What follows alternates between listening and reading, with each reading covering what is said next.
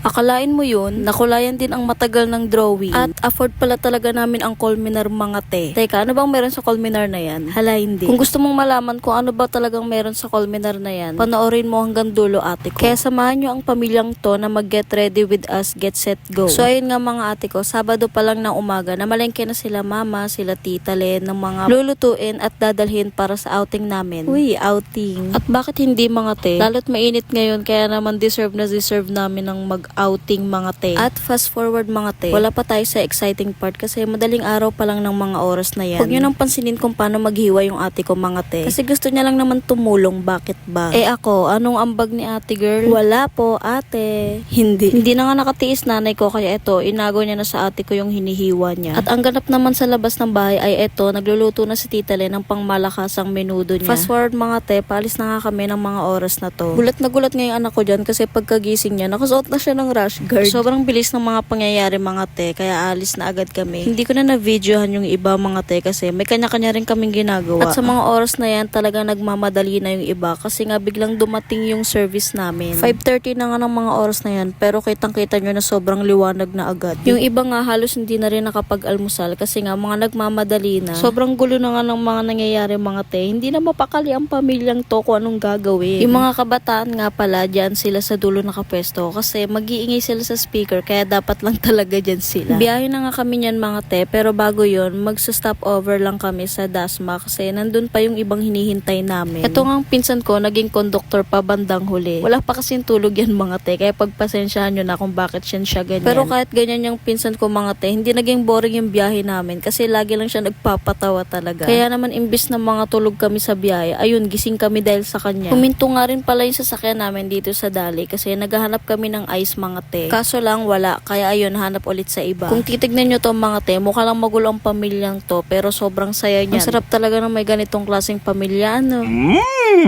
At ayan mga te, nakawala na naman ngayong pinsan ko. Sino ba kasi nagpatakas dyan, imbis na nananahimik dito sa loob ng bus? Pag ganyan-ganyan lang yan, pero wala pa talagang tulog yung pinsan ko. Fast forward mga te, nakarating na nga kami dito sa Colmenar. Almost 2 hours din yung binyahe namin, or 2 hours mahigit na talaga. Dami kasing stopover na naganap, plus naligaw din kami ng landas. Tapos ito, nag-fill out na nga si Ate Aubrey dito bago kami makapasok. Pero bago kami mag-fill out, siningil muna kami ng 25 pesos para sa environmental fee mga te. 25 each yun mga ate ko ha. Tapos ayun, nagbayad na kami ng entrance at binayaran na rin namin yung balance for cottage. Tapos ayan, bago pa kami makapasok sa mismong resort, ang layo pa ng lalakaran namin te. Madali lang siyang papunta pero kapag pauwi na ay talagang gagapang ka na lang. Pagkababa nga namin, akala namin last na yon. News ko ate ko, may isa pa palang pababa. Hingal talaga ang abuti ng pamilyang to. Anyway, highway mga te. Ito, nakarating na rin kami sa cottage namin. Bali 4 tables nga pala in-avail namin kasi sobrang dami namin mga te. So ano nga bang meron sa Colmenar? Wala mga te, swimming pool, cottage, ganun. At may mga taong nagsiswimming. Kasi nga resort te, bakit ba? Okay.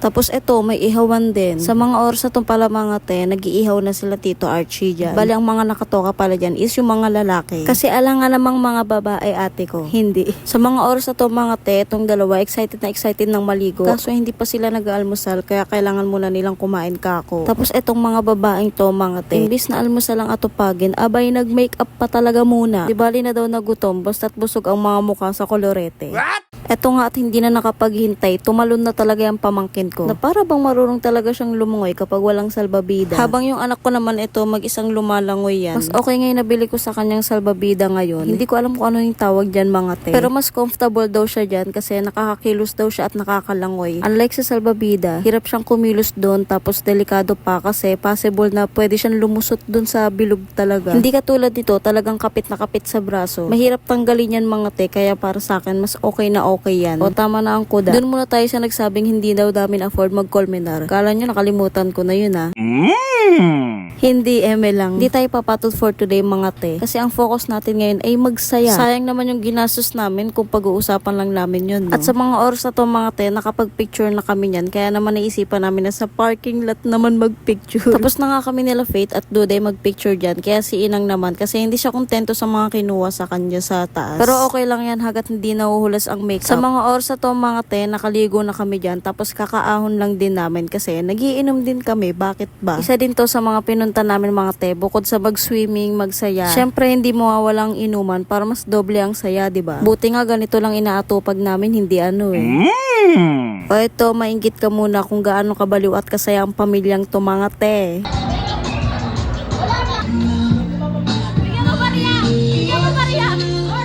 Disclaimer lang mga ate ko, hindi bulag yung kasama namin matinong matinong tao yan.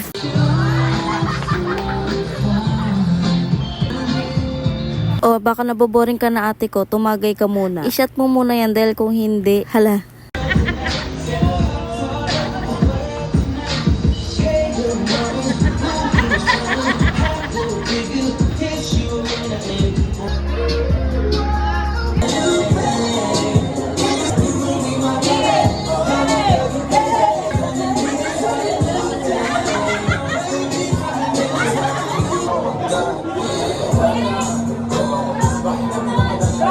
At sa mga oras at mga ate ko, iyahatid nga natin itong pakuan sa tita ko. Na para bang ang layo ng iba biyahe ng pakuan. Nagpa-video talaga ako sa mama ko dyan. Kasi yung tita ko magpapa-video yan mga te, magpapakita yan sa camera. Dahil plakado ang pilik mata niyan. O, sino ka dyan? Sino ka dyan, Dodong? Bakit kasi biglang sumisingit, nagbibideo? Ito na nga pala lahat ng pagkain namin. O, diba saan ka nakakita? Outing may muffins. Muffins? Ang arte naman. Alam nyo ba na sinaglit lang tong mga ihon na to? Dahil gutom na gutom ang mga tao. Ikaw ba naman umalis ka sa Cavite nang walang almusal?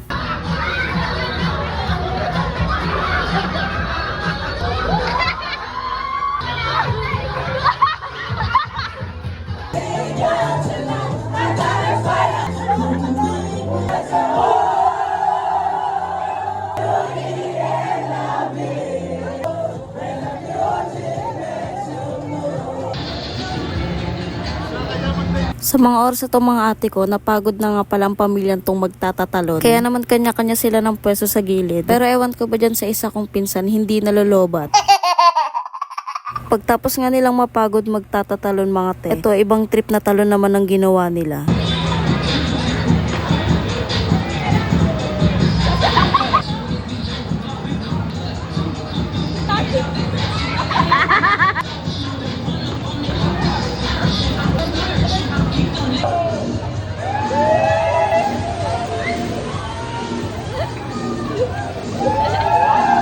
Fast forward mga ate ko, uwian na nga, kaya naman yung iba nakaligo na, yung iba maliligo pa lang. Tapos ayan sila tita Len, inaayos na rin yung mga pagkain na iuuwi kasi madami pang tira. At inaayos na rin pala yung ibang gamit kasi yung iba kailangan nang unahin kasi yung iba iaakyat na sa sasakyan. Naiangat na nga yung ibang mga gamit mga te, kaya ipapasok na lang siya sa bus. Sa mga oras na to mga ate ko, diyan ko lang naramdaman yung pagod ko as in. Gusto ko na lang ang mag-teleport pa Cavite tapos humiga agad sa higaan. At ayan, papasok na si ate girl sa bus na parang walang nangyari. Unti-unti na nga rin napupuno yung bus dahil may mga ibang nahuli maligo mga te. At yung iba naman is tumulong sa pag-angat ng ibang mga gamit. Tapos ayan sila ate Kim, nakamotor nga pala sila. At may ibang mga kasama din kami na nakamotor. At eto mga ate ko, nakalabas na nga pala kami ng Colmenar. Balak pa nga sana magpa-extend ni Kuya Ruel. Kaso hindi na talaga carry mga te dahil basag na lahat. At yung iba may mga pasok pa kinabukasan. Lunis na rin kasi kinabukasan mga te, kaya hindi na talaga carry. Tapos ito si Rayleigh nakatulog agad, hindi pa man din nakakalayo yung bus. So ayun lang mga te, bye!